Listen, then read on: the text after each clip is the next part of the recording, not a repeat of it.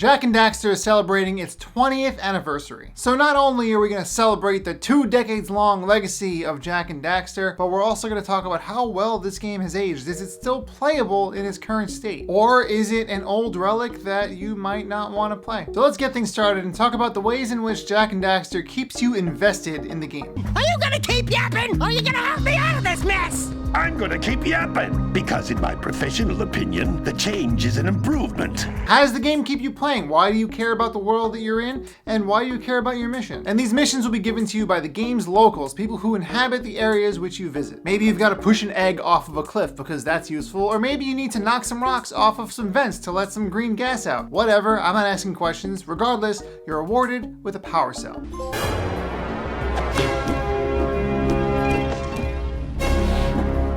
The more power cells you collect, the further you are in the game, essentially. But the game's true award is more dialogue with its memorable characters. In this game, Jak is a mute, but that's okay because Daxter talks a lot and he's the game's comic relief, but he's also sort of Jak's voice in the sense that Jak doesn't really speak up for himself. He sort of emotes and that's about it. But Daxter's hilarious, he's always dancing, he's always fun, and I can't get enough of him. No matter what I try, I can't seem to catch a single fish in this river.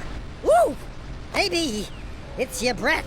The voice acting in this game is wonderful and full of life, and I thought it wouldn't really age that well, but it did. I found myself chuckling at interactions between these characters. Daxter and the Green Sage have a really weird relationship. The Green Sage gives him a lot of garbage, and Daxter gives it right back. Things like that keep Jak and Daxter feeling very alive, and I feel like that was something that wasn't exactly easy to come by back then. So with a world that felt so vibrant and alive, it looked vibrant and alive, it was just exploring that really kept me invested. All these areas that had all of their own identities and all these people that lived there and the problems that reflected the areas. Jak and Daxter was able to keep you invested by telling you there's going to be more of this where that came from. There's more fun, there's more exploring, there's more platforming, there are more puzzles. And that's actually the next thing I wanted to talk to you about, which is the game's controls and how it feels overall. I want to talk about that game feel. Does it feel stale? After all, this game is 2 decades old, and the answer to that question is no. Jak and Daxter feels fresh as heck.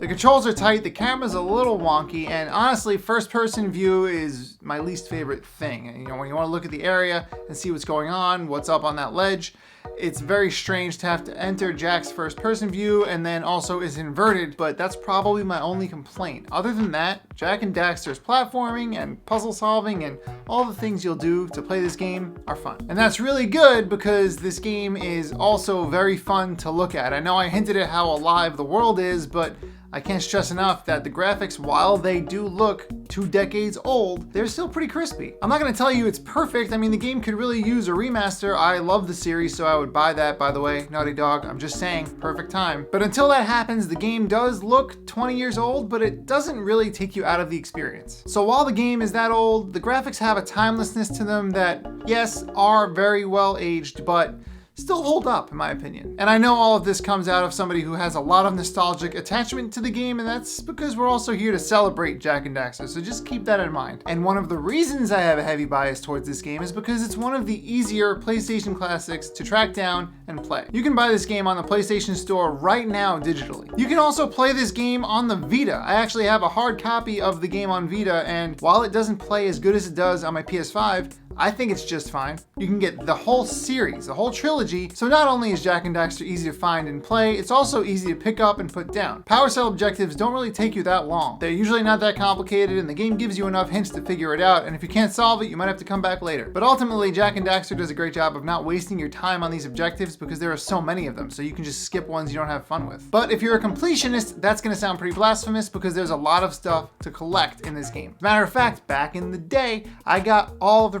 Precursor orbs, I got all the Scout Flies, I got all of the power cells, and I didn't get no stinking platinum because the trophy system didn't exist on the PlayStation 2. I understand technology wasn't there yet, but man, that is one platinum I am considering getting on Jak and Daxter's new port because why not? I know how to do it. I know where most things are. I mean, I should. Instead of playing new games, I should play a 20-year-old game right? Yeah, no, maybe. Regardless, I hope you play this 20-year-old game. If you didn't play Jak and Daxter back in the day for whatever reason, I'll forgive you, but you can make it up to me by playing it now. It's available on the PlayStation Store. You can buy it. If you want to get it on the Vita, like I said, you can buy it there too. This game is extremely charming, and it helps shape my taste in video games alongside Metal Gear Solid and so many other games that really set the stage for how I enjoy video games. Jak and Daxter is right there at the top. I just love the way it feels, and I love the way it makes me feel. Get to the top of the Precursor silo and take out that cannon. And what about me? You?